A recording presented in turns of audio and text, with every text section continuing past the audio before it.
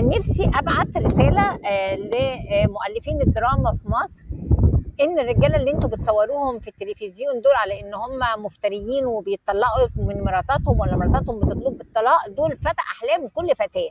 يعني واحده عايزه تطلق من جوزها اصلك بتستسهل وبتجيب الماس، والتانية زعلانه من جوزها عشان ما اشتريلهاش ما اتبرعلهاش بالكليه، بس اشترى لها وفي الاخر اتكسفوا من نفسهم وخلوه ان هو في اخر المسلسل يمنعها من التامين الصحي. وانا ما صدقش ان هو عمل كده، المؤلف بيدعي عليه.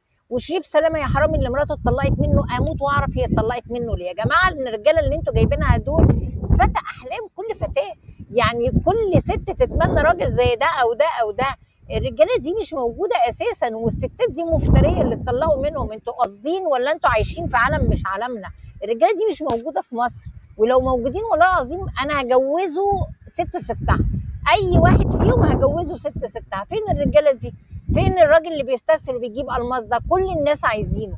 وفين الراجل اللي بيشتري لمراته كليه ب 500,000 وهي زعلانه وعنده استعداد تاني يشتري لها تاني؟